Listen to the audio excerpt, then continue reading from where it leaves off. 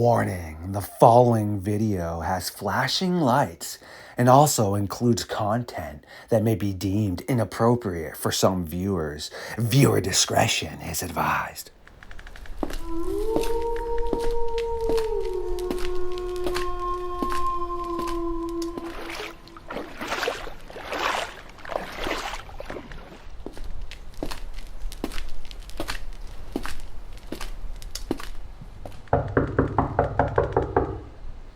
Phil, aka Dogman TP hunting. This is excellent to see you here in the Fox Den tonight for an episode of Midnight Lycanthropy here on StarFox Radio. I love the darkness, and the darkness loves me. It is my new best friend.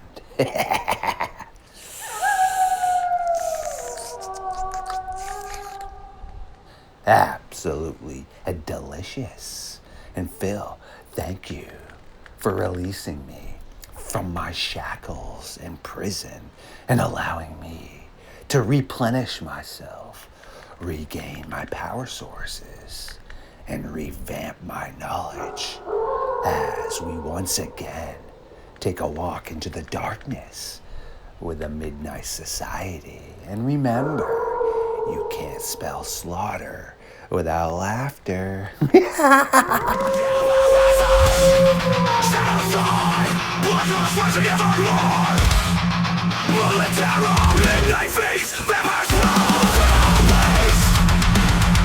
up. I said, oh my God, it's a werewolf. And everybody in the car freaked out.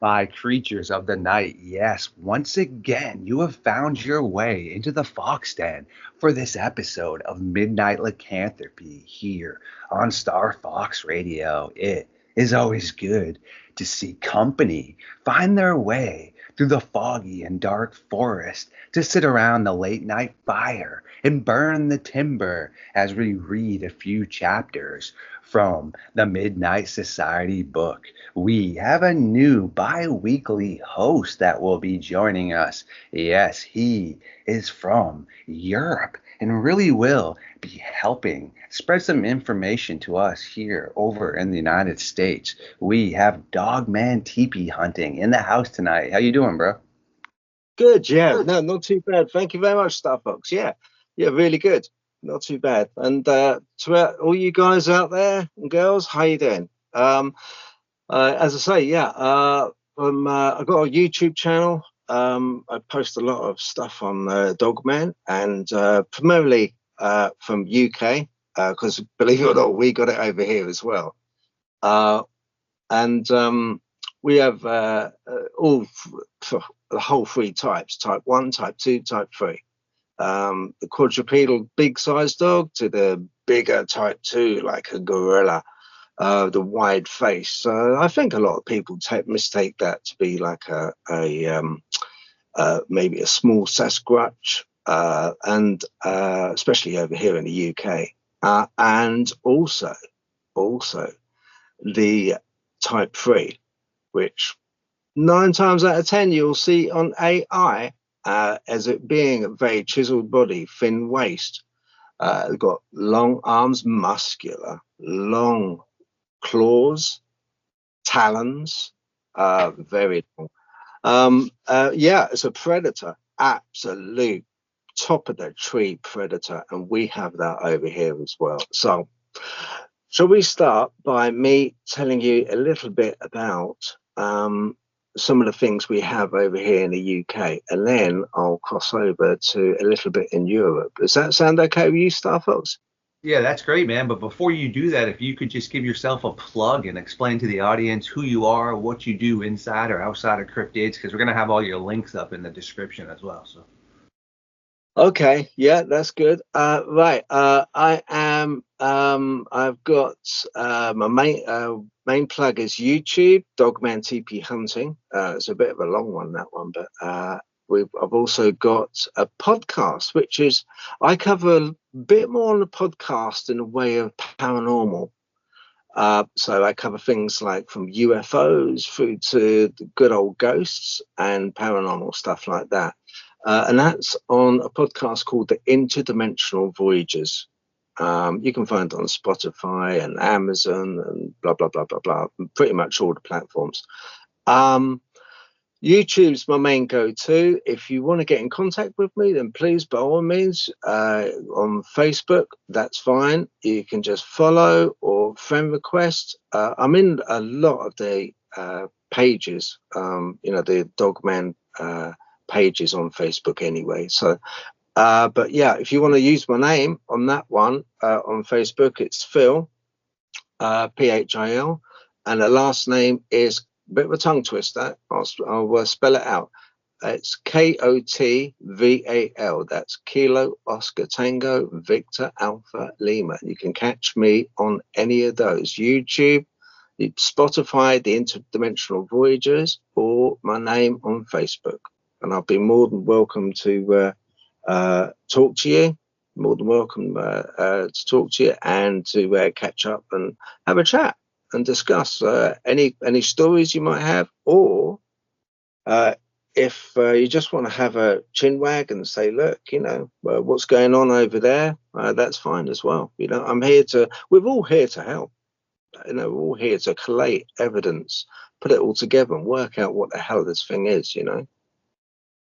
great stuff, man. And yes, there is so much that is just occurring globally and just across the United States and your neck of the woods. And it's something that I've been looking into pretty hardcore for the past year and a half now. But I mean, I've been following Jody Cook and rest in peace to Linda Godfrey and Doug Hychek with Monster Quest since I was in high school. And actually, Jody Cook's one of my best friends now, and he's the founder of the North American Dogman Project. So, no, that's great stuff, man. And we actually have recently been diving a lot into potentially prehistoric animals that we feel never went extinct. And a lot of people don't realize that over in Europe, there were also massive hyenas, just like there are, potentially prehistoric and still existing massive hyenas here in North America. And recently in Saudi Arabia, they found a cave system, the Smithsonian did, that they were in there looking for artifacts, not anything to do with this, and they ended up breaking into a different tunnel system where they found thousands, yes, thousands of animal and human bones that had been pulled back in there and showed the exact signs of cave hyena or spotted hyena behavior. Interesting. Well, that means either they never went extinct or they have consistently still made their way up through land bridges or using cave systems. And I just thought you might find that interesting. Very interesting. Very interesting. The Tasmanian tiger, there's been reports of scientists seeing these things still. And they were meant to have been extinct decades ago. Completely unique wolf-like Tasmanian tigers that thrived on the island of Tasmania. And they went extinct 1936, but people have been seeing them recently, and there's been quite a few reports. Now, life has a funny way of, it's very hard to put life down. Life will exist throughout. It doesn't matter. Life goes to life. Now, what I mean by that is, from my point of view, they always thought that it would be absolutely impossible. Over here in the UK, we got a lot of foxes. That's our main sort of predator, if you like, wild predator out in the wild here. We have boar as well, wild boar, newly introduced into forests. But there has been a case of what they call a dox. It's a fox and a dog hybrid, which it kind of like, it's really it's a strange one.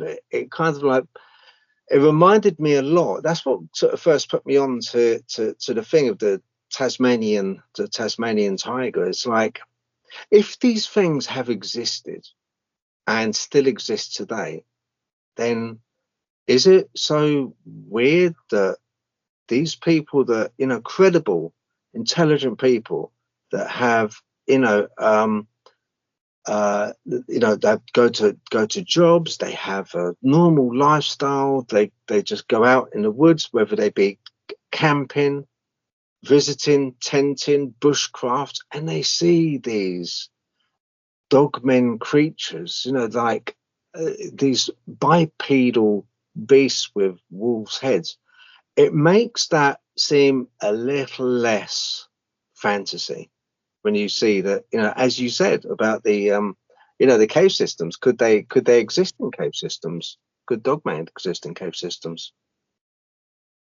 Yeah, some great stuff right there. And we are firm believers that they actually do live there. I mean, a lot of people have some different inputs, but I'm a firm believer that the cynocephali are pretty much our first relatives of the dogman. I mean, and they're mentioned all the way back in 290 Greece.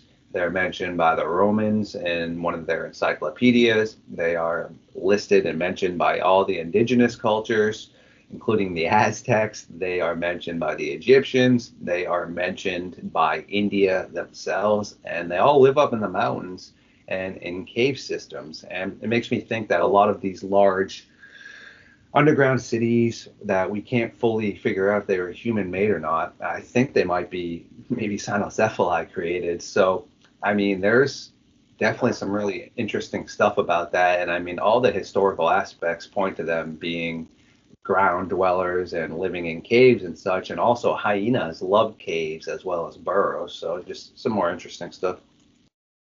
Yeah, funny enough, I had a guide. It was a strange one because he approached me from India, and this was, I think it was back in April. Now I've got all of the. He just messaged me. I've got all the messages. I've still kept them. He was a police officer in a place called Uttar Pradesh. That's Uttar Pradesh, Pradesh. It's a province in northern India. And when you Google map it, it's like kind of, I mean, it is, pretty mountainous. It's like kind of rugged place.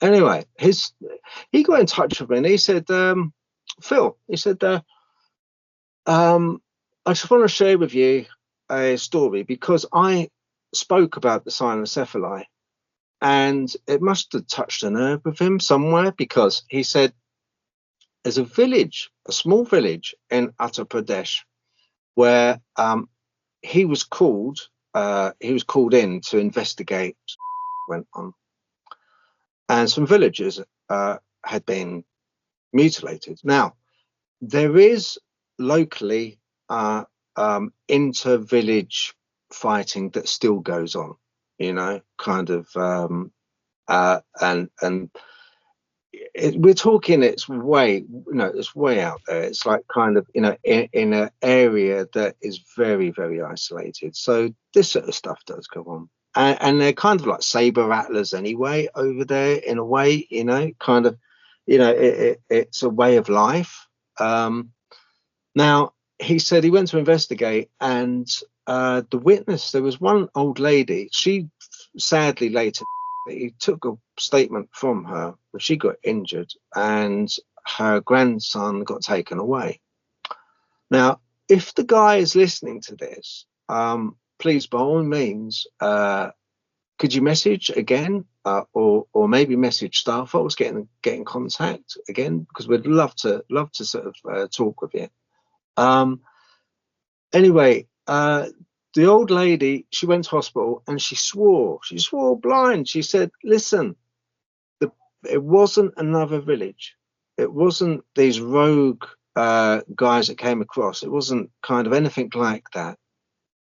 It was Dogman faced people that came into the village, and there was 6 of them, and it was them that came in, and they absolutely just ravaged the place for some reason. They ravaged the place, and they took the grandkid, and they killed in total, if I remember on a message, about 8 people, and mutilated a fair few others.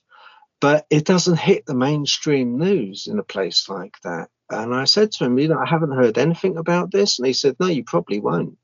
I know that he was, I don't know how high up ranking he was, but I know he was in the police force, because he was talking about taking statements from her in a capacity of officer. So I found that really, and that was only recently, I found that very interesting indeed, Starfox. Yeah, that's some very interesting stuff right there for sure, man. And it ties back into some of the historical aspects. And one of our members of our science team did make a very good point that it is unfortunately a very prevalent thing, racism. So even in the past, you might have had someone, for example, like the Greeks or Romans that were kind of pompous and thought they were better than others and could have been making, I guess, racist depictions of people based off of their, maybe not being so pretty as them. And one of our science teams was saying that there's been historical aspects of Sasquatch actually being real people, but it was a racist twist on it. And he had suggested maybe that could have been something with the cynocephali as well. But then when I look into all these other cultures that had never spoke to the Greeks or Romans that still mention these, that still gets my head twisting where, sure, I think some of the smaller accounts, I guess, could have just been based off of like racist aspects. But then when you look into a ton of the other aspects, you're like, whoa, there's a ton of clarity there. And the reason I say that, meaning, say if you and I don't know, it's just not our style of life. We live out in the forest, man, and we're not all about putting on perfumes and colognes like the Greeks and Romans, and we have all these animal skins and we're wearing, wolf masks and things. And we came down to trade with people, and the mask or the wolf things are covering our face and such, and maybe we don't smell as good. It's really not so far-fetched to think that they would, make some sort of racist comment about that. But then, like I said, again, there's still too much historical aspect to support what's occurring with them. And it's just absolutely mind-boggling because that is pretty much the first cryptid besides UFOs that is mentioned, meaning, it's way before Sasquatch and stuff. And all these cultures couldn't have been just making something up, especially when they were unable to speak to each other, meaning the Aztecs weren't talking to the Egyptians. The Aztecs were not talking to the Romans and Greeks. Okay. How is it that they all still have the same depiction of something? It's very intriguing. Yeah, no, I totally agree. I totally agree. I mean, from a geographical point of view, like you said, it's just because they're continents apart, and yet they're still witnessing, the same cryptid, if you like, the same hybrid beast. It's like I don't like saying hybrid really, but I mean, you often have in the olden days, you often have people who did used to dress up as an animal because they kind of like adopted. They thought the animal had a superhuman strength or was able to fly. So the Native American Indians would often have wings that would mimic feathers on their arms and headdresses and stuff like that. You would get the berserkers, which were Viking, which came across from Norway, Dutch as well, and they used to set themselves up into a frenzy. They used to wear the pelts of wolves. and cover their face with the skins. Because they believed that those animals would give them a certain amount of spiritual or strength, but they would absorb some of their strength. But like you say, it doesn't account for the geographics, and these things that are witnessed, they're not so much venerated. The cynocephali, to a certain extent, really wasn't venerated. Like the ancient Greeks used to venerate, what's that half man, half bull? There was a half man, half bull type the god. Minotaur. That's it, the Minotaur. That's right. Now, so that was like more of a veneration, that was for strength. But with the cynocephali, it wasn't so much. There was no statues put up. It was written about quite widely, and it was seen and witnessed and documented and carved. But it wasn't venerated. I've never really seen them as a veneration race, like the Minotaur and other Greek gods like that who were half man, half animal.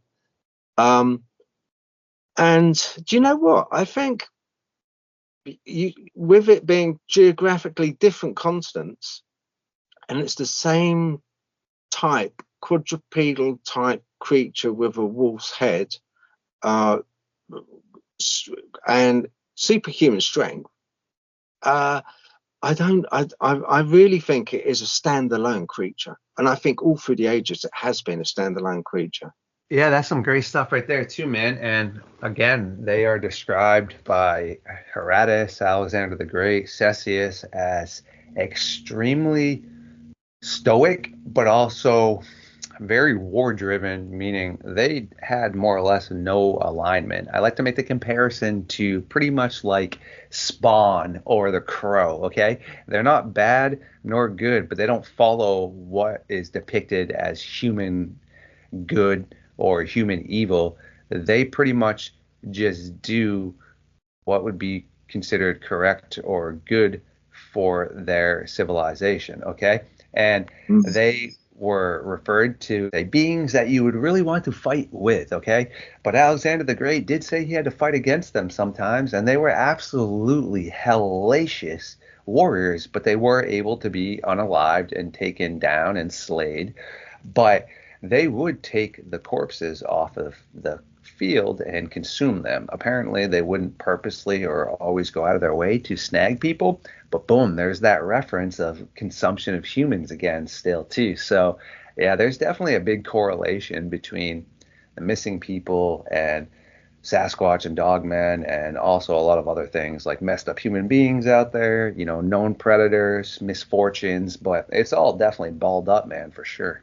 Yeah, I like that. And you're absolutely, I totally agree.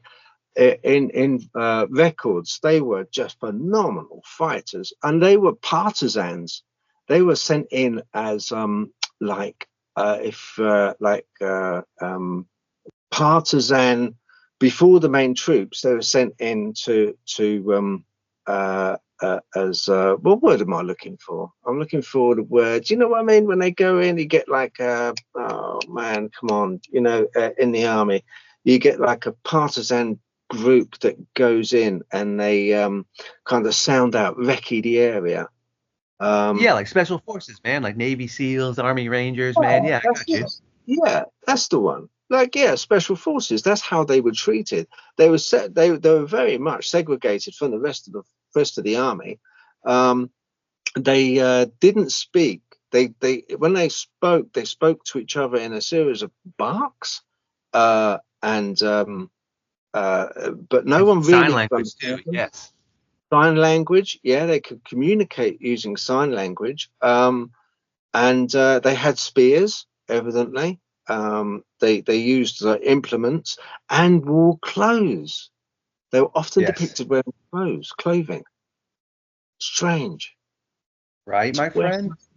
And people don't also realize that they had swords and armor too. Okay, so if this group of individuals was able to make their own weaponry and such and trade, that is definitely pretty terrifying. And also, it really makes you wonder wow, like the extent of, their capabilities. I mean, it's no different than like any other individuals in the past. I mean, I'll name some great warriors right now. You have ninjas, you have samurais, you have the Apaches. Okay. I mean, these were Mm. all basically like those versions of special forces, okay, more or less. And sure, they didn't have the weaponry, like the semi-automatic rifles and such, but man, how much more stealth and secrets based do you get than the ninjas, man?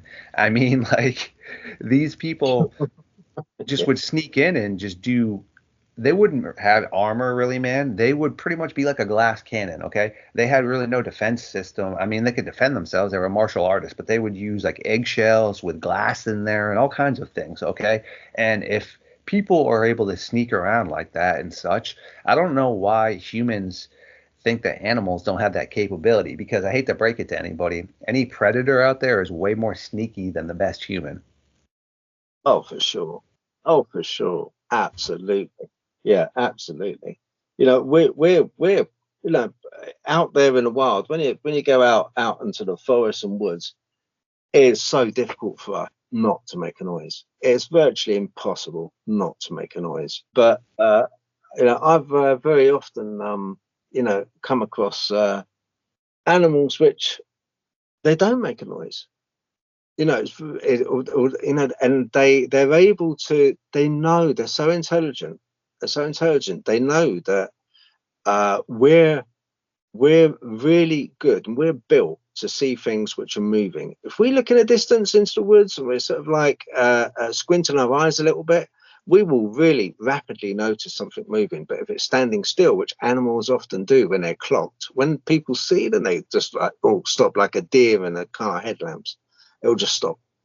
They kind of like know this stuff. If these Sciencephali, which I believe did exist, I absolutely do believe there's no reason at all for them to be so prevalent in history if they didn't exist. And if they had the capabilities of, say, a dog, yeah, and say they had the capabilities, even a fraction of the capabilities of some of the witness testimony that we hear about from people nowadays, where they see a bipedal dogman creature making virtually no noise in the wood. I tend to believe those people, man. I can't say no to that, you know. Right, my friend? I mean, it's definitely something that is super hard to try to comprehend and wrap your brain around for sure, man. And there's just so much interesting stuff that is occurring out there. And it's really important why I think people just need to, team up, for example. I mean, even though you are over in Europe and I mean, I'm over here, I'm in Maine, man, the Northeast. So I'm pretty much near Canada, which is a big reason I'm a huge hockey guy. But I mean, it's great with technology now, being able to, communicate back and forth and just make sure to be able to spread like great information and such. And yeah, man, it's awesome to be able to get another perspective Oh, from people absolutely. in general, but also from somebody that is on, a different continent that is having different experiences. And as we are starting to kind of come a little bit to the end here, my friend, do you have anything else in general that you would like to touch base on or mention or have any questions or anything?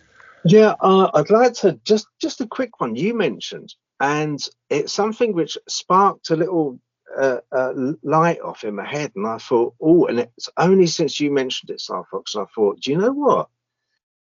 You mentioned about the cynocephaly, and they were kind of like they would eat eat the enemy, or they would eat kind of the people. They would more than likely drag them back and eat them.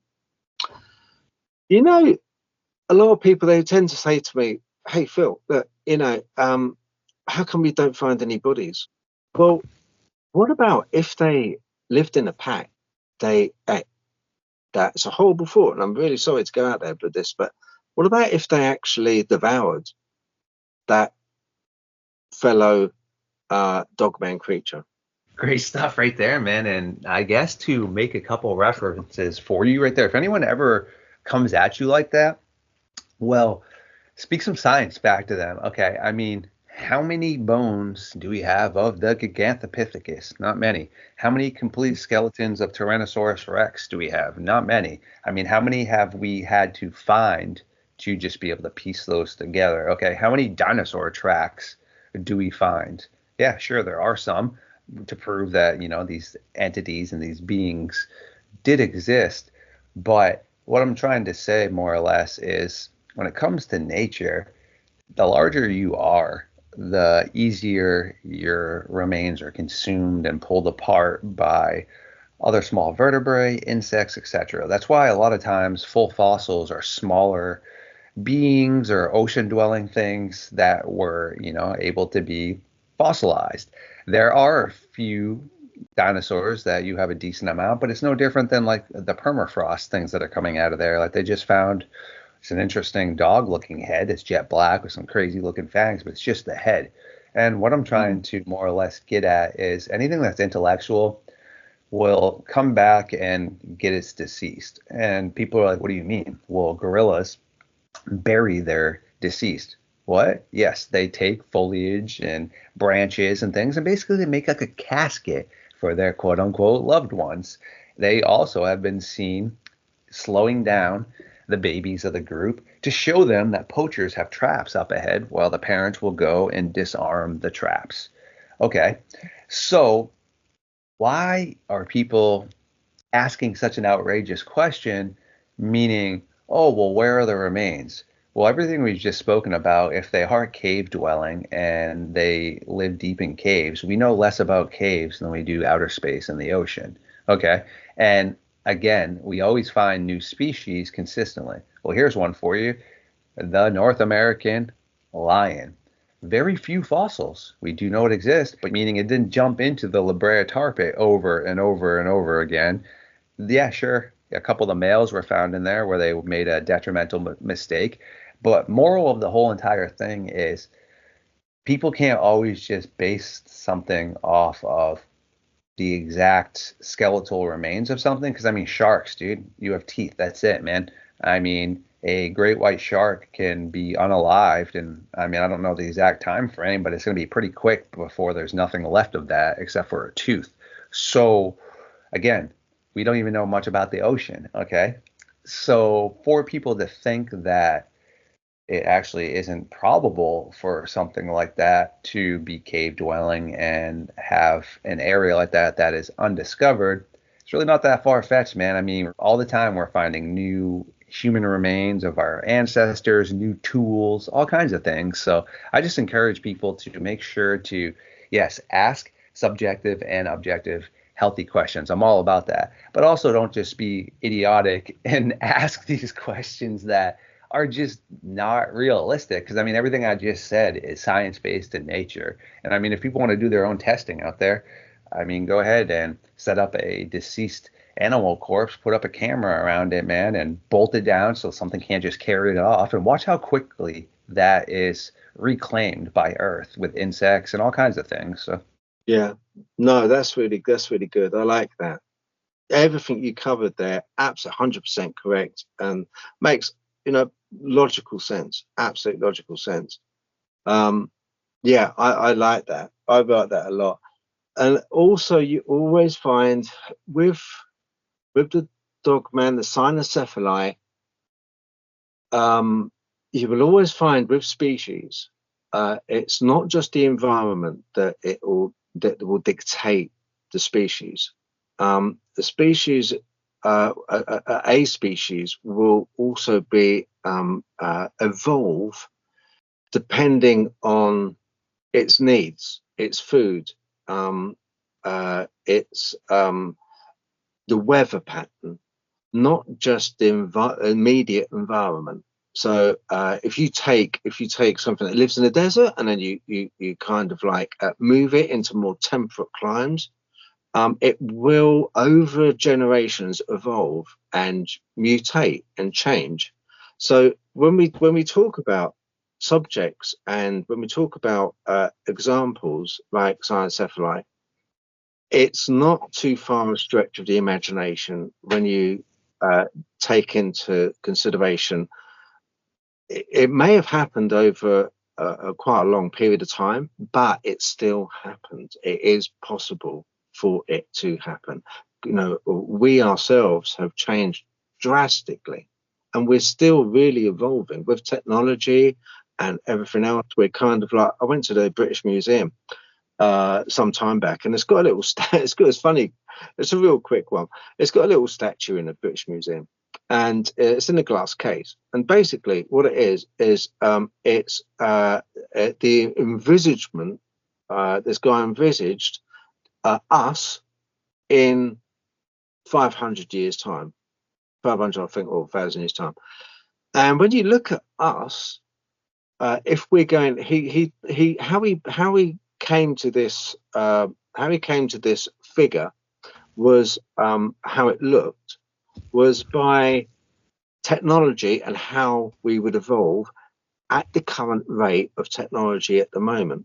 And it looked like a big head on a small skinny body, long arms, big hands, big feet, and big eyes, small mouth, and small ears. So it kind of like, what does that remind you of? And it's what I'm trying to get at, really, is a roundabout way, is people have to approach this Dogman and werewolves, especially Dogman, in a clinical manner. This thing does exist, has been seen by credible people, and we can't go flying off onto tangents of like make believe or too much in the way of folkloring it, because with what we've seen and what you've spoken about, Starfox, already, the incredible can be credible. Excellent, my friend. I appreciate all of that. And as we are coming here to an end, because you are a very busy individual yourself, I just encourage everybody, just be healthy skeptic, be a healthy inside, outside, subjective, objective individual. And it's okay to ask logical questions and also just ask the tough questions to people. I'm not saying any of that. And I'm a very scientific based person, but that doesn't necessarily mean I am not willing to sway my opinions about things. It just means that if someone would like my opinion to be swayed, I just would like evidence to sway my opinion. Kind of like, for example, the other night on a podcast I was brought onto, I was really throwing daggers and just ripping apart the whole Loch Ness monster in just numerous ways, because I have so much scientific evidence supporting why it doesn't exist, what it could be, all this stuff. And at the end of the conversation, though, same thing. Doesn't mean I wouldn't be willing to change my opinion about the Loch Ness monster. If all the scientific stuff that's been presented to me to show how it's a hoax was presented to me to show how something living could actually fit that criteria in that area, sure, I'd be willing to change my perspective.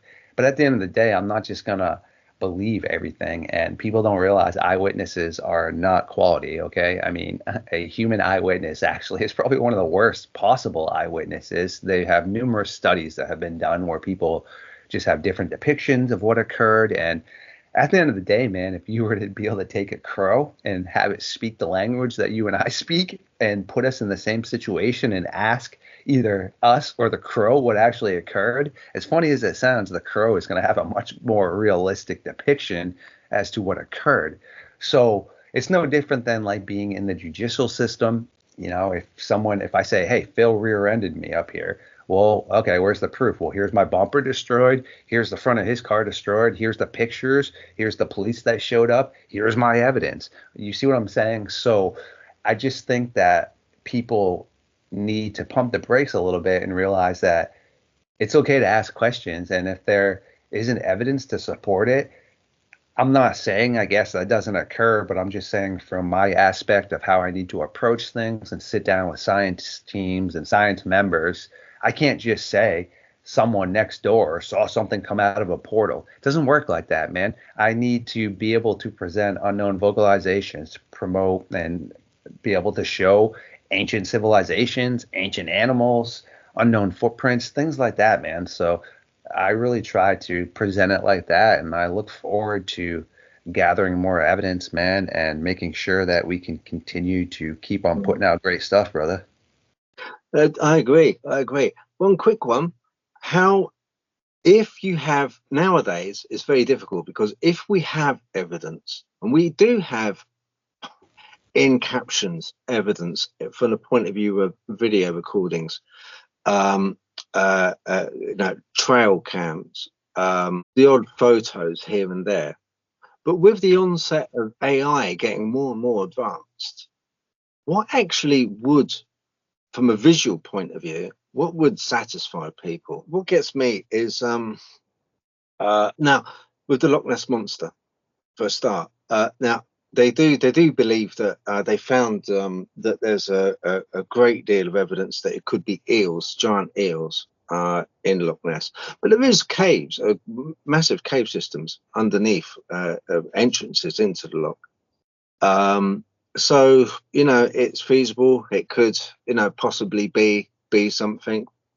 But whether it's a monster, I don't know. I don't think so. Now, the reason I don't think so personally is because it would need to consume a hell of a lot of food. And I don't think, even though it's a massive loch, it's one of the UK's biggest, deepest lochs, if not the deepest and biggest, but it would not support unless it was able to actually go in and out, fresh water to seawater, out into the ocean, come back again, or there was a tunnel system for it to go off somewhere else. But I don't think it's feasible. I think it probably is an eel, if anything.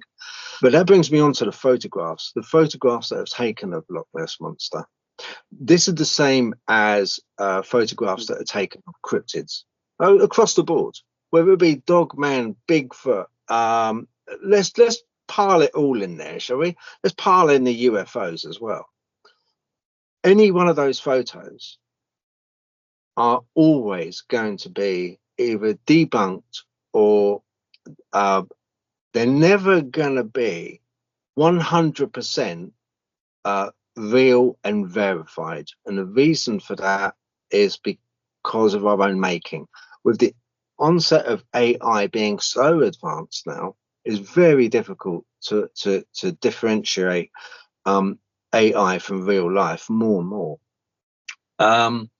And I think that any photographic evidence that we find is not going to be substantial enough from the point of view or have enough weight behind it to say, hey, look, there you go. I come across, I say, look, Starfox, there you go. Look, Dogman, I actually caught a photo. Look, you got and now to me, I did. I took that photograph. But to you, you're going to go, oh, do you know what, man? Well, AI, I could knock that up using Gemini in two seconds. No problem, and I don't have any comeback to that because photographs are not going to be doing it.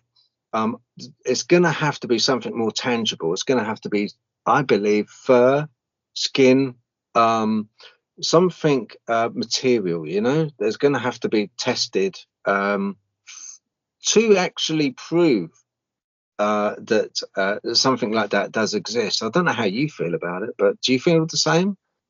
That's a great way to kind of tie this up right here. And to touch base on the Loch Ness Monster real quick, I don't know the exact amount of how many you need for a healthy reproductive system of animals, but there definitely would have to be a healthy population. And yeah, as stated, there isn't a large enough food source in there, and there are enormous eels. Okay, there are seals and sea lions that come in there. All right, and also, as funny as this sounds, Forrest Galante was able to really make a great depiction of how, well, young male whales, same thing like a young male human, well, they are finding out about their body and getting ready to reproduce. Well, they'll come into the loch and they will get up on their back and, well, they'll get a whale erection. And I encourage anyone to look at it. It looks just like the head of a Loch Ness monster. Okay. And Really interesting stuff right there, because I mean, those are all logical, scientific based things. And again, there's not enough food in there. There would need to be a healthy breeding population. So it is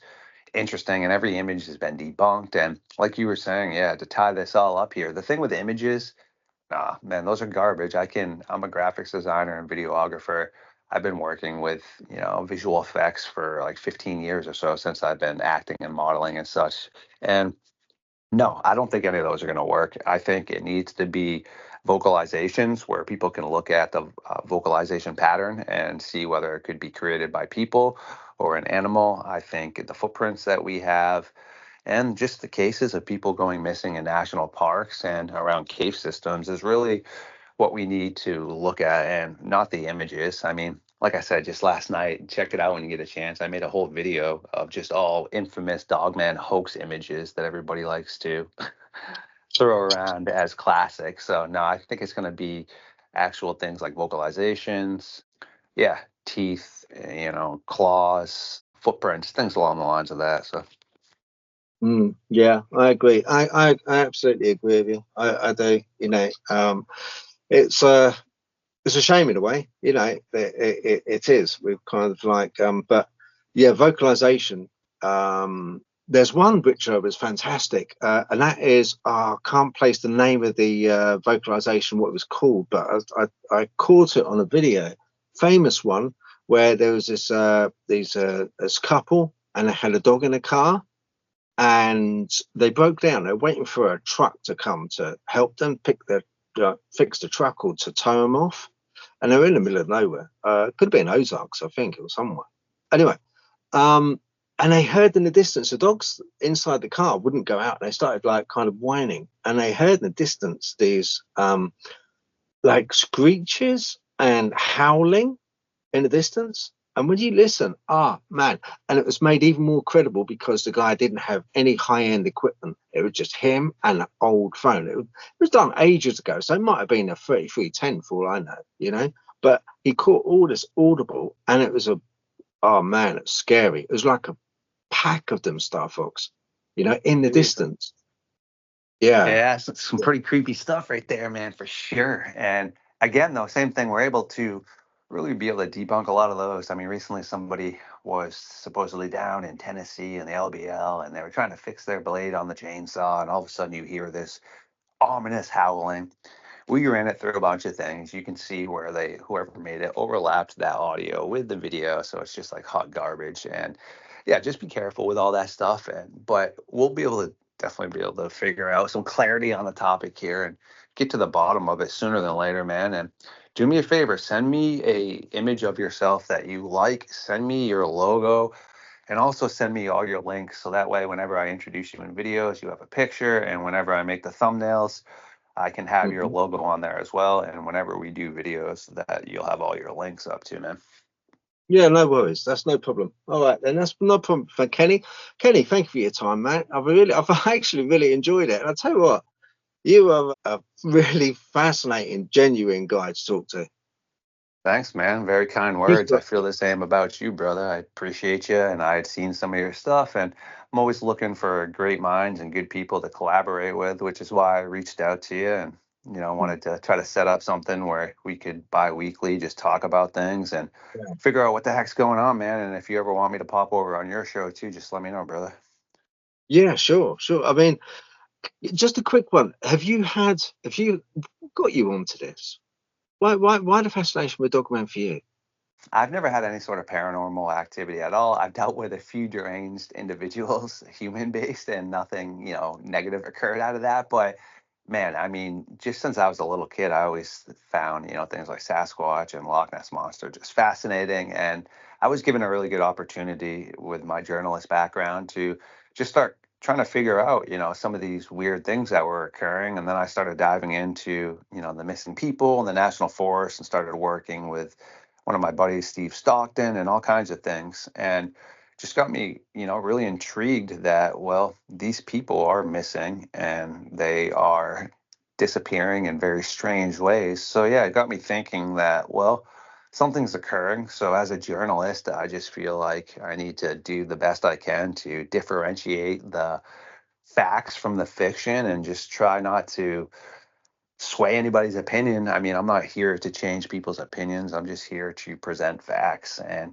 people can make their own assumptions and opinions. And I mean, they're going to anyhow. But at the end of the day, all we can really do is present facts. So, Yeah, no, that's all we can do, really. Yeah, that's all we can do. If we start going down the line of trying to sway people and giving firm opinions ourselves, then you kind of like start boxing in your own show into a niche that perhaps you don't want it to go into. I've done that to a certain degree only because I've had experiences. So it's just like kind of, I can't help but to,